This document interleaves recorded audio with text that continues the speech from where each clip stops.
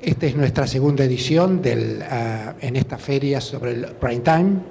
Mañana tocaremos el tema de coleccionar singularidades y hoy nuestro panel y ustedes tratarán de contestar una pregunta difícil: ¿es coleccionismo, pasión o razón? Actuará de moderador Dani Levinas y participarán Mercedes Villardel y Boris Girmas. Muchas gracias y agradecemos especialmente al gobierno de la ciudad que hace posible este programa y este auditorio. Muchas gracias. Si no, no puedo moderar. Hola. ¿Hola? Bueno, buenas tardes. Muchas gracias por venir a escuchar este panel. Nosotros somos tres coleccionistas de tres lugares diferentes. Mercedes es de España, pero vive en Londres. Boris nació en Chile, pero vive en México hace muchísimos años. Yo nací en Argentina y vivo en Washington, D.C. El tema de coleccionismo, pasión o razón, sale un poco de una cosa que dijo David Hume, un filósofo inglés, que dijo que la razón era esclava de la pasión. Y eso pasa mucho en el tema del coleccionismo. Pasión en el sentido de pasión por coleccionar, pero también pasión cuando uno ve una obra determinada. Y ahí es cuando juega ese dilema entre razonar y ser apasionado o tener la pasión por comprar cierta obra. Los coleccionistas no son nada iguales uno que el otro. Todos coleccionan de una manera diferente y coleccionan por razones diferentes también. Y están los coleccionistas privados, como somos nosotros, y están las colecciones de museos o las colecciones de fundaciones o colecciones de bancos que coleccionan de una manera totalmente diferente que a un coleccionista privado que tiene la libertad de poder decidir por sí mismo. Algunos coleccionamos con consejeros, otros coleccionamos solos, y voy a decir algo que dijo Manuel Borgia, que es el director del Museo Reina Sofía. En una charla que tuve con él en la universidad, él me dijo que ahora él está coleccionando coleccionistas. Y me pareció muy interesante porque él, que está a cargo de la colección de uno de los museos más importantes del mundo y que siempre fue apasionado por mostrar acá acaba de llegar el director, el curador. Hola, Joao. Él es el curador general de la Reina Sofía. Y entonces ahora él dice de que ya terminó de coleccionar obra porque necesita coleccionar coleccionistas para que lo ayuden a continuar con la obra del museo. Los gobiernos en general están más reticentes a dar grandes sumas de dinero para las ayudas culturales y entonces se necesitan de los ciudadanos y de los privados para poder mantener estos museos. Y entonces coleccionar coleccionistas es justamente para que ayuden al museo. Bueno, con esta introducción vamos a hablar un poco, quizás empezar contigo, Mercedes, para que nos cuentes un poco de tu colección y de tu interés en el arte africano. Bueno, me llamo Mercedes Villardell, empecé coleccionando, como casi todos nosotros, arte de nuestro país, en España, y luego me fui a Latinoamérica. Empecé por México y Brasil, porque tenía amigos galeristas y empecé a aprender mucho sobre todo en México, con muchos artistas en los que coincidimos en los gustos, y también en Brasil y Colombia. Y después hice un viaje por una casualidad, un artista me invitó a Mali, y donde había trabajado durante muchos años, un pintor español que se llama Miguel Barceló, que es amigo porque es mallorquín como yo. Me instalé en su casa durante un mes, que él no estaba, y empecé a viajar mucho a Mali. Conocí ahí a Malik Sidibé, que es un gran fotógrafo que falleció hace un año, y después de eso empecé a tener mucha curiosidad por lo que ocurría en el continente africano. que es todo muy diverso.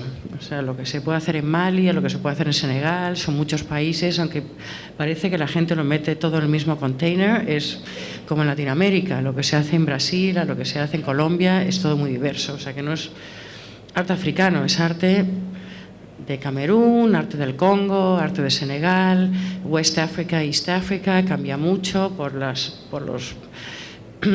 temas de colonización, de países franceses a países ingleses, y luego me llamaron de Tate para ver si quería estar en el comité de adquisiciones de arte africano, a través de Elvira Diangani, que es una comisaria española que también vive en Londres, y me metí ahí. Entonces empecé a viajar mucho con ella, que normalmente la gente en los comités eso no lo hace, pero yo tenía tiempo y empecé a viajar mucho por todos los países africanos, sobre todo de subsahariano, y ahí empecé a aprender. O sea que me metí en Tate básicamente a aprender arte africano. Y ahí estoy. Empecé coleccionando arte sobre papel, pero claro, en arte no hay tanta cosa en África porque con la sequedad el clima es muy seco y entonces hay menos obras sobre papel, hay más escultura, mucha fotografía y es un aprendizaje y estoy enamorada de ese aprendizaje. No sé si estoy coleccionando bien o estoy coleccionando mal, pero ahí voy. Lo importante es que estás coleccionando lo que te gusta. Lo importante es que estás coleccionando Estoy coleccionando lo que me gusta y sobre todo intentando apoyar artistas jóvenes en instituciones como en Londres, en Gasworks, por ejemplo. Ayudo a que haya un artista africano que vaya todos los años, porque no hay mucho museo ni hay mucha galería. Bueno, hay en Sudáfrica, en el resto hay una galería en Ghana, una en Costa de Marfil, alguna en Lagos, ahora empieza a haber, pero vaya, la posibilidad de poder viajar a otro país y sobre todo por problema de visas y por problema de dinero es muy complicado. Entonces intento apoyar eso y publicaciones, que es lo que al final puede llegar a Europa o a los Estados Unidos o a... Boris, vos tenés una afinidad con Mercedes, con un artista, Francis Alice. Entre otros. Entre otros. ¿Y por qué no nos cuentas un poco de tu colección y sobre todo cómo empezaste, que es interesante?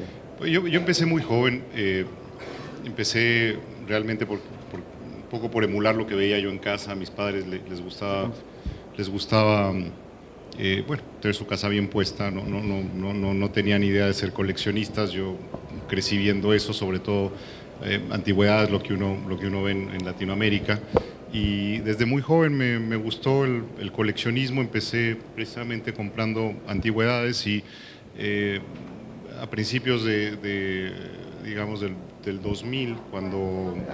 Perdón. ¿Acá? Ahí, ya, perdón. Y bueno, cuando inicia, bueno, ya digamos de joven, tenía amigos artistas, les compraba obra en México, me empezó a interesar, y realmente se me abrieron los ojos en lo que es arte contemporáneo cuando visité, bueno, la primera edición de Art Basel en Miami, y ahí fue donde me entró mucho más fuerte el gusanito de coleccionar arte contemporáneo. No dejé lo otro, seguí con lo mismo. La verdad es que cuando me preguntan de qué se trata mi colección, no tengo muy buena respuesta porque me gusta de todo un poco. Más bien sé lo que no colecciono. Tengo principalmente artistas de Norteamérica, Latinoamérica, de Europa, artistas de México, sobre todo, a quienes considero mis amigos. Yo inicié coleccionando el arte contemporáneo como un ejercicio intelectual. Me interesaba entender cómo el artista reflejaba y refleja hoy en día nuestro quehacer cotidiano a través de la obra de arte. Me interesaba la reflexión, desde luego, claro, la parte estética importantísima. Tengo una colección muy diversa, que es escultura, es fotografía, video, pintura. Realmente no me especializo en ningún tipo de obra en particular o género. Hay cosas que no tengo, difícil, no he coleccionado, por ejemplo, arte hindú, ¿no? Arte asiático poco en contemporáneo. Más bien me he centrado en lo que es Latinoamérica, Estados Unidos y Europa.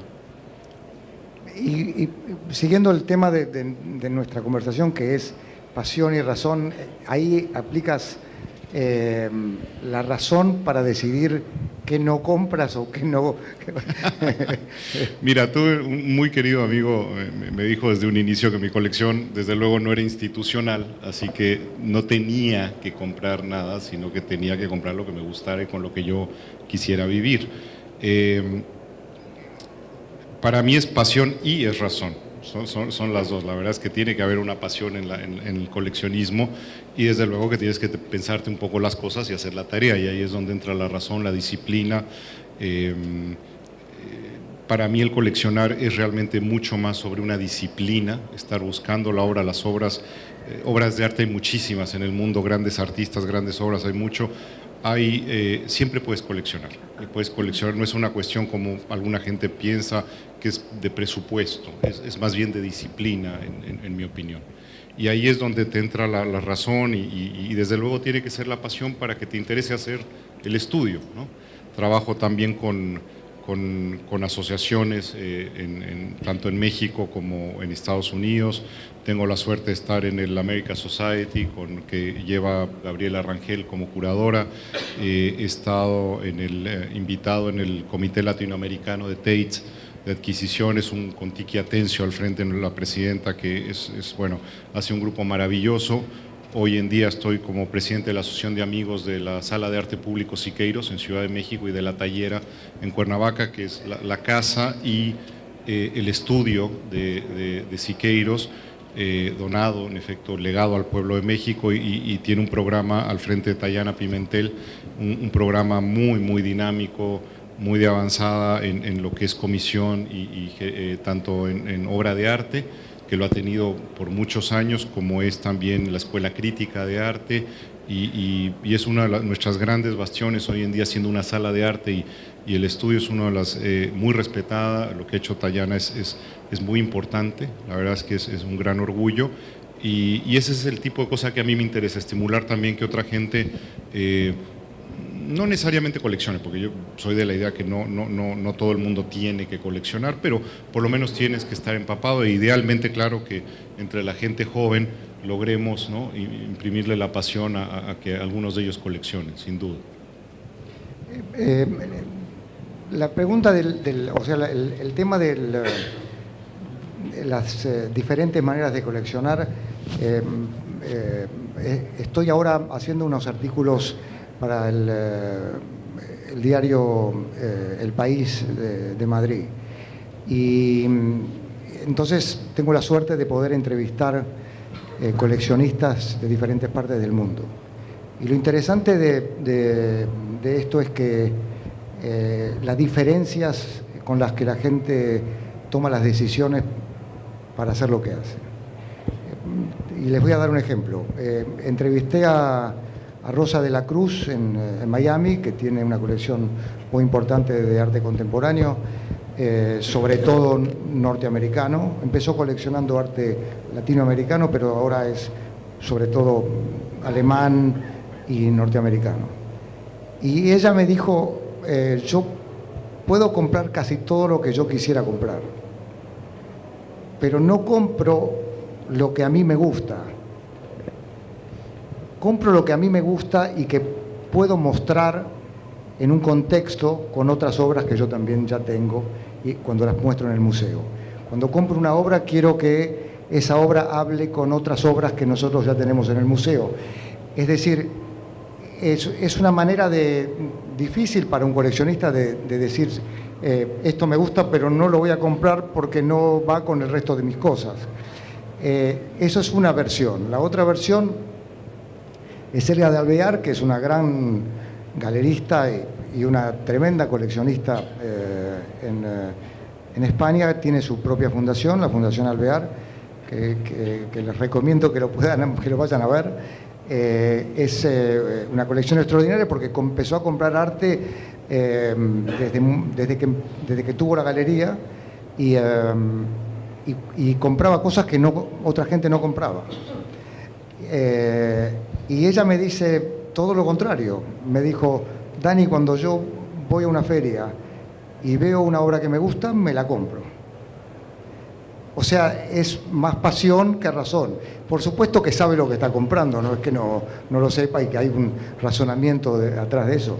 Pero esas son dos maneras de ver las cosas. Un tercer ejemplo es el director y fundador de la Fundación Cartier de Arte Contemporáneo en París. Ellos, cuando compran, están comprando pensando en qué es lo que va a pasar con esa obra en la fundación. ¿Va para la fundación o no va para la fundación? O sea que tienen sus límites. Y eso hace que la gente tenga colecciones diferentes y colecciones de diferente manera. La otra parte que quiero destacar es la importancia de los coleccionistas en la enseñanza y en la ayuda a los artistas jóvenes. Y yo sé que ustedes están en eso haciendo una labor muy importante. ¿Por qué no nos cuentas un poco? Y lo haces tú también, no sea usted modesto, porque da clases. ¿Y cómo estás estimulando tú a la academia, más bien, hoy en día, a la gente joven desde la academia, que es muy importante? Gracias. Yo no enseño arte, yo doy clases en la Universidad Europea de Madrid sobre lo que nosotros llamamos la industria del arte. Es decir, primero que los cursos que doy son para toda clase de alumnos de ingeniería, alumnos de medicina, alumnos de diseño gráfico, etc. Porque la universidad consideró importante, y estos alumnos tienen todos, les dan crédito por estas charlas que hacemos, porque consideró que es importante para los alumnos de otras carreras que sepan cómo se mueve el mundo del arte. Mucha gente no tiene idea por qué un artista llega a tener galería y 10.000 otros no, por qué un artista va a un museo y los otros no, qué función cumplen las casas de remate, y todo lo que rodea al mundo del arte, al ecosistema, que son desde los transportistas hasta los decoradores de los museos, etcétera, etcétera. Entonces, eso es mi aporte a la gente joven con respecto al arte. Pero no es de arte, sino es, te vuelvo a repetir. En cambio tú, yo sé que has publicado libros de artistas, has hecho búsquedas.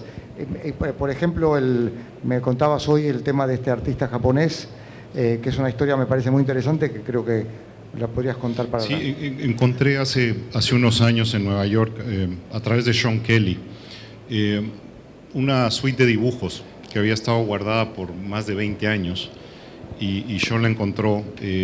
Es un proyecto muy interesante, a mí me llamó la atención porque es un proyecto que se llama colaborativo, de tipo colaborativo, donde un artista japonés muy joven que había viajado a Italia, Hisashika Takahashi, muy jovencito, a fines de los 60, se convirtió en el asistente de Lucio Fontana y conoce al señor de Menil, que lo invita, en ese momento lo invita a Nueva York, le compra una obra, él no sabía ni qué precio ponerle a la obra, entonces le pidió que fuera a Nueva York a cambio de eso. Llega a Nueva York a fines de los 60, principios de los 70, se convierte en asistente de Rauschenberg, y estamos hablando del Nueva York donde termina la guerra de Vietnam, donde hay un ambiente muy, muy especial en ese momento de colaboración, que a mí me pareció que era muy importante poder recrear o por lo menos presentarle a la generación joven hoy en día, porque son momentos muy, muy específicos de la historia. Y el proyecto consistió en que Hisashika, como buen japonés, no hablaba muy bien inglés y quería conocer a su nuevo país. Entonces le pide a los amigos que le dibujen de memoria lo que para ellos es Estados Unidos. Les da un papel, ¿no?, finísimo japonés, les da colores, todo tipo. Y ya se imaginarán quiénes eran los amigos. En ese momento, creo que, como le decía a Dani, nomás le faltó Warhol, creo que fue el único al que no le pidió. Y estos dibujos estuvieron guardados, yo los encontré, tuve la fortuna de incorporarlos a la colección, pero con la idea de crear un libro.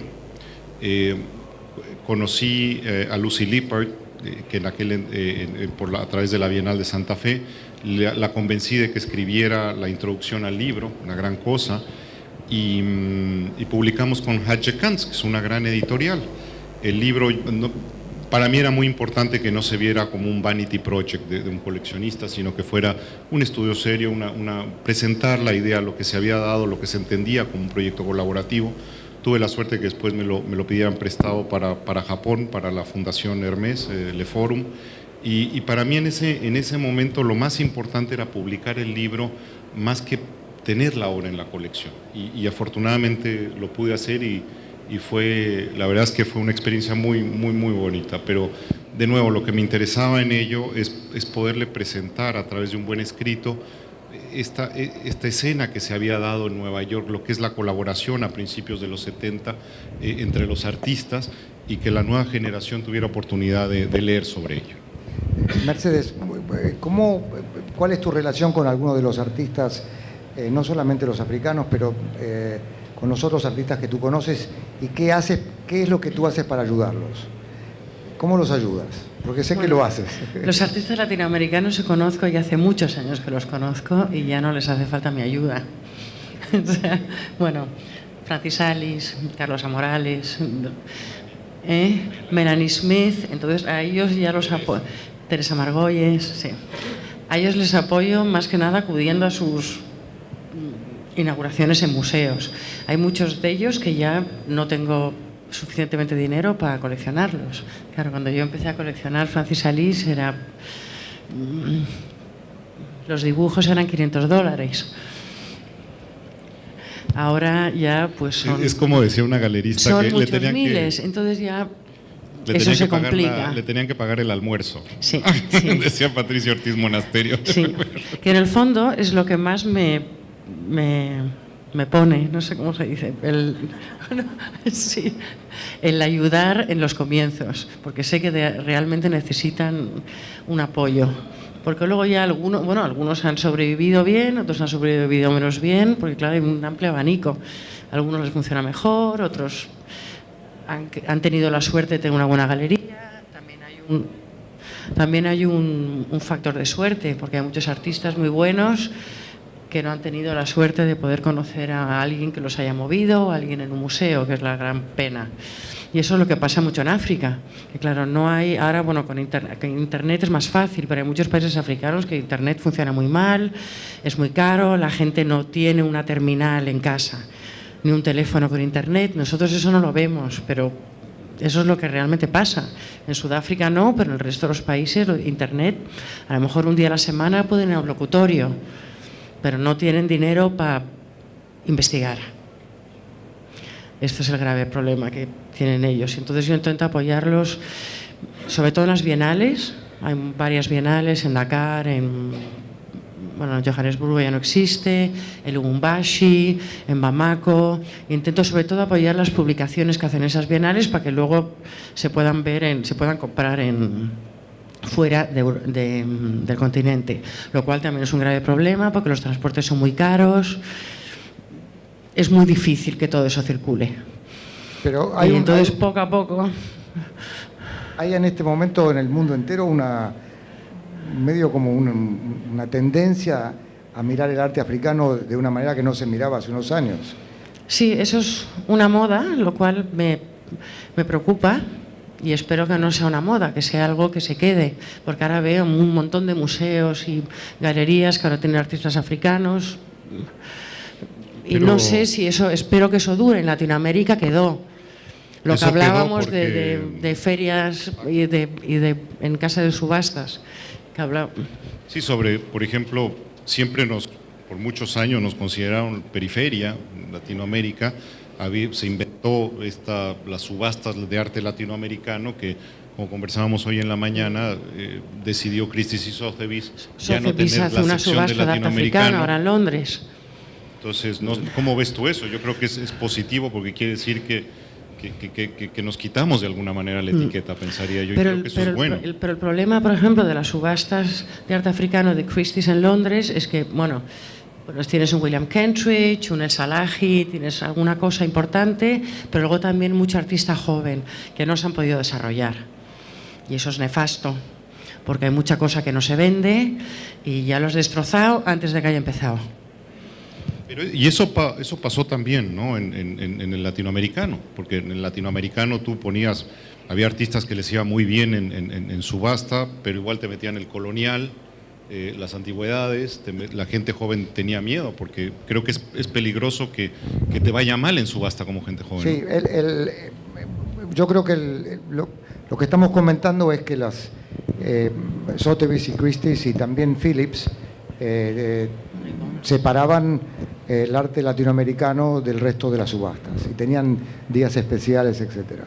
Excepto los latinoamericanos que tenían un gran renombre internacional, que estaban en la parte contemporánea.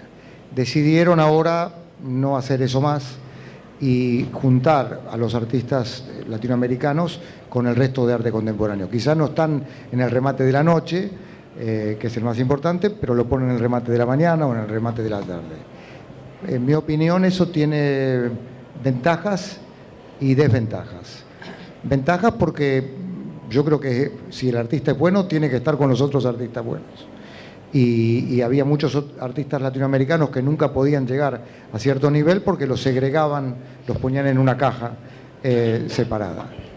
Eso es la parte buena. La parte mala es que si los artistas que recién empiezan o que recién empiezan a estar en subasta, digamos,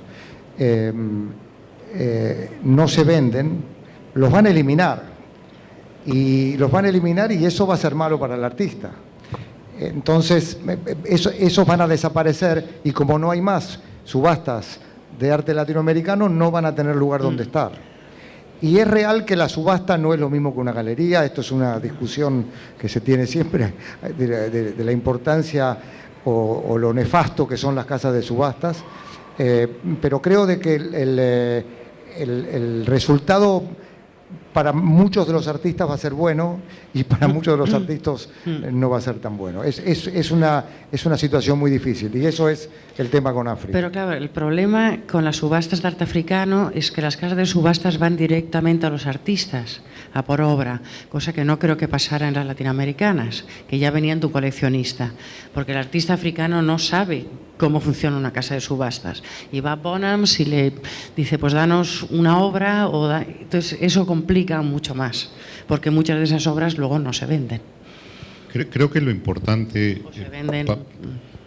Pero ahí donde creo que entra un factor importante es que tenemos que asegurarnos, por lo menos en las colecciones, en el trabajo que estudiamos, que nos interesa, que se colecciona, hay que asegurarse que haya un grupo de coleccionistas que protejan a ese artista. Creo que hemos visto muchos casos en donde cuando el artista puede ser muy exitoso, no tiene una base de coleccionismo nacional, difícilmente logra alcanzar el valor, si quieres, comercial, porque hay que hablar de ese valor comercial, pero creo que es importante que el artista logre tener una base de coleccionismo nacional que le permita tener un sostén al margen de lo que pueda pasar en el circuito internacional. Creo que eso siempre, en mi experiencia, siempre ha funcionado.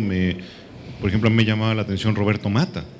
Mata, gran artista chileno, gran artista mundial, y yo siempre he pensado que no ha alcanzado los precios que debería alcanzar la obra, y no sé si eso tiene que ver porque en Chile no hubo una base fuerte de coleccionismo de él, y él desde luego él se fue muy joven, ¿no? Y hizo su carrera afuera, pero siempre he tenido esa duda de qué tanto es un sostén el mercado nacional para un artista, o debe de serlo.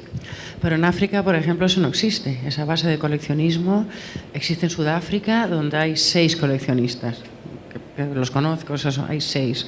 En Nigeria hay alguno, pero ya no hay nada más. O sea, hay 4 galerías en el continente y van a la Feria Africana a Londres. 2 gordas de Sudáfrica van a Frieze, pero el resto, entonces no existe esa base de coleccionismo, y la base de coleccionismo que hay fuera son pues nigerianos, por ejemplo, que viven en Londres, pero hay como mucha especulación. Yo veo que va a haber mucha especulación ahí.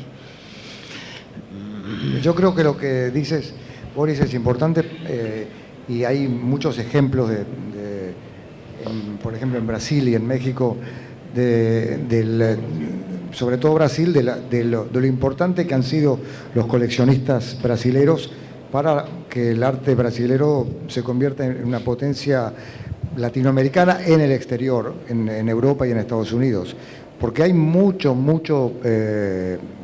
respaldo de los coleccionistas y también de las instituciones. El Banco Itaú, el Banco de Brasil, ayudan mucho a estos, o la Pinacoteca de San Pablo, que ayudan a estos artistas y les dan un prestigio nacional antes de que salgan afuera, y una vez que salen afuera ya tienen tienen todo ese support, digamos, de los coleccionistas. En África no hay museos. No hay museos. Hay uno en Sudáfrica y... No, dicho eso, parte de la labor que tenemos que hacer como coleccionistas es vincularnos con las instituciones en el extranjero, tanto académicas como de museo. Hay gente que a mí, por ejemplo, me han criticado, me decía, oye, pero ¿por qué estás en el comité del Tate? ¿Cómo le estás dando dinero a los ingleses? Con toda la necesidad que hay en México, ¿cómo estás volteando a ver al Reina Sofía? ¿Qué sé yo? Pero lo que yo contesto es que, nos guste o no, la historia universal del arte se escribe en esos museos. Y tú tienes que asegurarte, si es que crees como coleccionista en cierta obra, que esa obra vaya a dar a esos museos.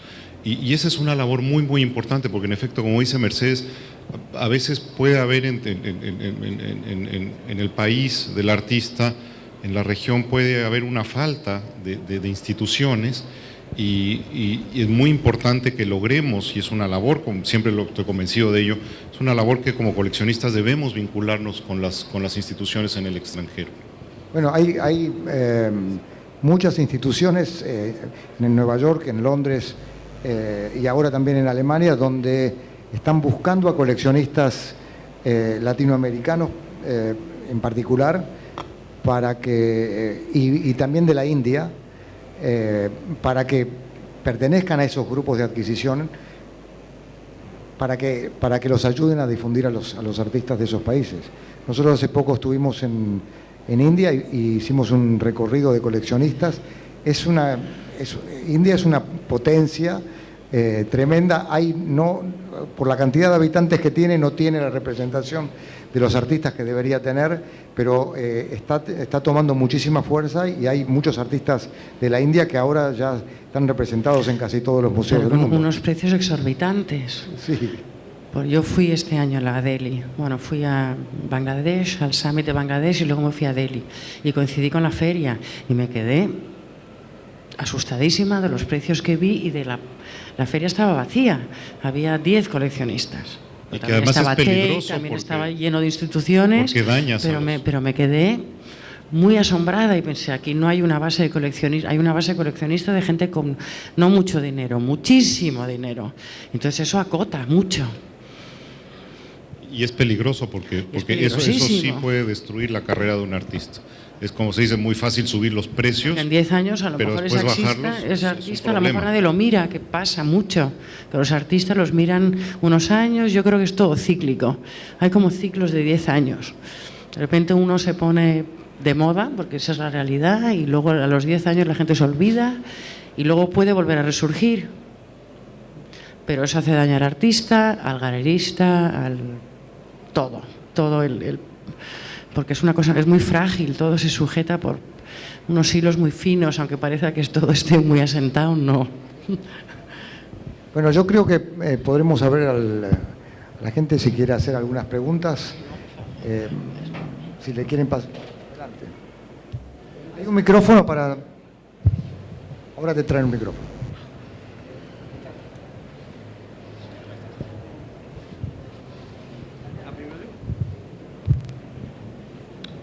Muy interesante todo lo que se acaba de decir.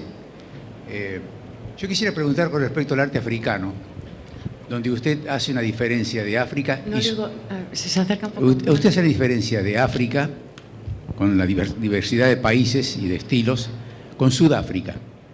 Y yo le pregunto, ¿y el norte de África no estaría un ambiente distinto? Por ejemplo, Marruecos, Túnez, Egipto. Una pregunta muy inteligente, muy buena pregunta. A ver, en el norte, por ejemplo, bueno, es que tengo mucho que hablar de eso.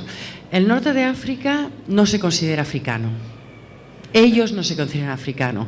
Tú te vas a Tánger, bueno, te vas a Marruecos, te vas a Libia, te vas a Egipto, todo es Noráfrica. Ellos no se consideran africanos. África está debajo del Sáhara. Pero incluso en los museos, yo en el comité que estoy en Tate, es África subsahariana.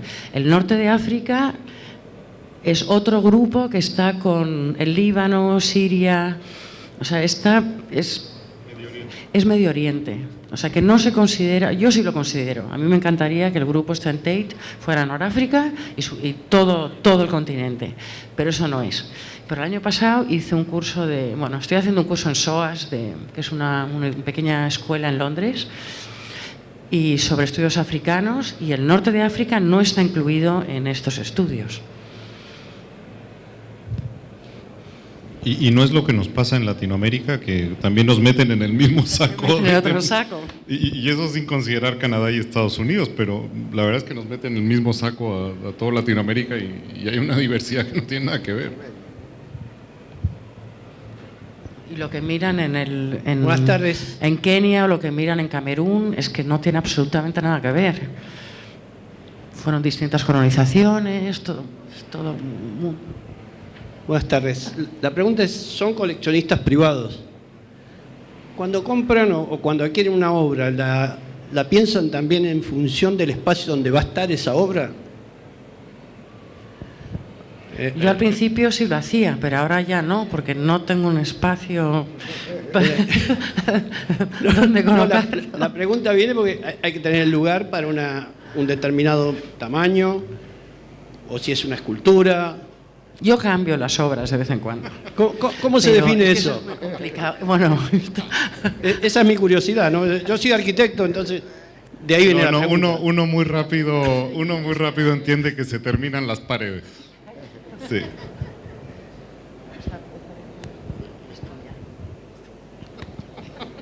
Bueno, desde ya muchas gracias por compartir todo lo que están hablando con nosotros. no se oye. Ay, perdón, a mí me gustaría saber, cada uno de los tres, si tienen algún artista o alguna obra que no pudieron nunca comprar. Voy a decir algo estúpido, pero me encantaría Leonardo da Vinci. Da Vinci. No hay Por más. supuesto. Monet, Gauguin, Picasso. No, pero también contemporáneos que me he esperado demasiado tiempo y que no he arriesgado en el momento que tendría que haber arriesgado. Claro, que me pasa todo el tiempo. Sí, y tienes que entender eso. Uno como coleccionista tiene que entender que sí, a veces titubeaste, que no era para ti la obra, que se fue, pero hay mucha obra. Y grandes artistas, hay muchos artistas, mucha obra. Sí, todos tenemos la que se nos fue, pero realmente tienes que entender, como decía una coleccionista americana, when you miss the boat, you miss the boat, y no pasa nada. ¿Sabes qué? Lo bonito del arte contemporáneo es eso, es que es contemporáneo, es arte de nuestra época. Todos los días está pasando algo y hay práctica de arte muy interesante todos los días en todas partes del mundo. Y eso es lo que a mí por lo menos me inspira mucho. Yo voy a volver a tu pregunta. Me acuerdo haber ido a una galería en Washington hace muchos años y el galerista era un galerista cubano, Ramón Osuna, muy buen galerista. Y estaba haciendo una exhibición de un artista de Washington que ahora es muy, muy famoso, Sam Gilliam. Y estos eran unas obras enormes, unas telas que se colgaban, que además no tenían bastidores, parecían como cortinas pintadas, etc. Que el pobre hombre se murió de hambre por años y años y años. Ahora está... y yo lo vi y dije, pero yo esto no tengo dónde ponerlo. Y Ramón me miró y me dijo, entonces vos no sos coleccionista. Y la verdad es que nosotros, no sé, yo creo que los tres igual, cuando compramos no estamos pensando dónde la vamos a poner. Lo compramos porque nos gusta y ya de alguna manera nos vamos a arreglar. Claro, no es bueno tener obras guardadas en el depósito. Queremos vivir con las obras que compramos. Y entonces la única solución es o comprar más casas o rotar las que tenemos. Pero a mí, por ejemplo, nunca me paró no tener lugar para... No, y hay muchas cosas. Mira, hay obra que definitivamente no es para una casa o para una oficina o para un lugar de habitación. Y tú sabes perfectamente cuando estás comprando, esta es una obra de Gardar Einarsson, están ahí en el museo en Islandia, es en la colección, pero desde luego esta obra no puede estar en la casa o en una oficina, por lo menos no en una casa no. Pero eso lo sabes y sí tienes la obligación de buscar que esa obra se pueda presentar. Sí, es un poquito romántico pensar que uno puede trabajar con el museo. Normalmente los museos tienen una limitante seria de lo que ellos en sus colecciones pueden presentar. Se habla de un 13%, lo que pueden conservar, a lo mucho. Lo caro. Pero hay otras formas. Tú puedes rentar espacios, puedes trabajar con otro tipo de instituciones y presentar la obra, pero sí tiene uno la obligación de alguna manera, porque estamos custodiando la obra, de buscar que se pueda presentar. Yo estoy en un museo en Washington donde tenemos que... donde nos hacen donaciones de obras. Y el museo tiene la responsabilidad de aceptar o no esa obra. No podemos aceptar todo lo que nos regalan. Y las consideraciones son si tienen que ver con la colección, si la vamos a poder exponer, si podemos pagar el seguro. Hace poco nos ofrecieron una obra importantísima de un artista inglés que era una escultura que pesaba toneladas. Y la primera respuesta del comité fue no hay dónde ponerla. Y yo dije, no, esto la tenemos que aceptar. Tenemos que buscar un lugar en el museo porque no podemos perder de no tener esta obra. Entonces los convencí de hacer una base especial en la entrada del museo para ponerla. Pero esto es un problema que está pasando ahora con los museos y con las obras. Ahora otra cosa es que muchas obras que los coleccionistas compran a veces están de acuerdo con el museo antes de comprarla, que el museo la va a tener a préstamo, quizá en perpetuidad. Y entonces uno compra la obra es tuya, pero está en el museo hasta que tú decidas. Eso es otra manera de hacerlo. Yo les quería preguntar sobre las formas de conservación de las obras que tienen y también si les pasó de comprar alguna obra falsa y cómo se dieron cuenta. Nadie te va a decir que compró una obra falsa. El tema de conservación es complicado ahora por el tipo de arte que se está haciendo en estos momentos. Si tú compras arte, por ejemplo, hace 10 años o 15 años se compraban videos que estaban en cassettes. Hoy los cassettes no existen más. Y si se te rompe es un problema. Entonces hay que estar actualizando ese tipo de tecnología a la última tecnología. Guardas el original, pero tienes que estar actualizando. Yo tengo, por ejemplo, videos de William Kentridge que eran en videocassette. Y bueno, hoy en día te lo dan en un chip de este tamaño. Entonces es complicado eso. Y sobre todo las obras que, bueno, aquí en Artebab se ven muchas obras que son, te diría, frágiles. No son óleo sobre tela o un papel donde se puede conservar si uno lo guarda en un buen lugar, etc. El tema de la conservación es complicado, pero siempre aparecen técnicos que saben arreglar todo. Y siempre aparecen técnicos para las últimas actualizaciones. En África hay mucha obra hecha con semillas, con hierbas, y eso también supone una grave complicación. Me supondrá una grave complicación. De momento conoces al artista, pero saber en 20 años si a lo mejor has perdido el contacto y tienes que cambiar las semillas africanas que no puedes meter en un sobre ni mandar porque está prohibido en Inglaterra que entre semillas, es todo muy complicado, pero bueno. Tiene una temporalidad también, o sea, uno como coleccionista tiene que entender que cierta obra, y ese es el compromiso, tiene una temporalidad. Y sucede con todo, desde un Dan Flavin, que los fluorescentes ya no los fabrican en esos colores, los televisores de cinescopio cada día es más difícil, la tecnología por naturaleza se vuelve obsoleta, pero también pasa con la materia viva o incluso la obra puede cambiar. Pasó mucho con la pintura, por ejemplo, los Rothko, estos estaban experimentando, 50, 60 estaban experimentando, que es lo que hace el artista con materiales, y usaban materiales que no necesariamente eran profesionales para la práctica de arte y empezaron a cambiar de color, que el Getty ha hecho una gran labor en restauración, pero uno como coleccionista tiene que entender que cierta obra tiene una temporalidad, a lo mejor no la vas a poder tener de por vida o el artista mismo desea que la obra tenga una temporalidad. Buenamente uno puede tratar de conservarla, tratar de actualizar la tecnología, pero bueno, habrá un límite, ¿no? Pero en cuanto a la temperatura o a la luz, ¿no hay alguna condición que ayude a que la obra permanezca más tiempo? Sí que hay. Para el papel, 45% de humedad, 22 grados, pero es muy difícil en una casa tener tu casa a 22 grados durante todo el año. Hace un frío que tienes que ir con abrigo. Y ni la humedad es... No, bueno, y proteger sobre todo la luz, ¿no? La radiación ultravioleta, la radiación artificial. Uno tiene que buscar cambiar la obra, la tienes que dejar descansar, hay que procurar que esté en condiciones ideales cuando está guardada, pero, hombre, no es fácil y de nuevo hay una temporalidad, ¿no? También hay obras que se compran y que no están hechas. Hay artistas conceptuales que te venden un proyecto que se puede hacer si tú quieres, y si no quieres, no lo haces.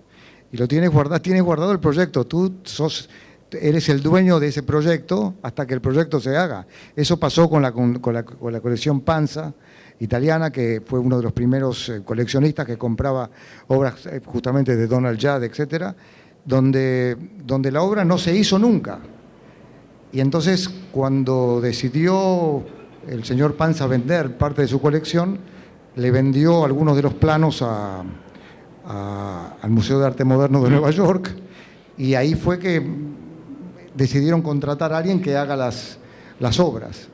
Y entonces los herederos del señor Panza dijeron, eso no lo pueden hacer porque el que hace la obra en Estados Unidos no es el mismo que la hacía y entonces empiezan esos conflictos. Pero la realidad es que hay muchos artistas conceptuales que lo que te están vendiendo es un certificado de una idea. Y la puedes guardar sin hacerla. Eso se conserva muy bien. Bueno, luego hay ejemplos al revés. Félix González Torres no quería que su obra se mantuviera.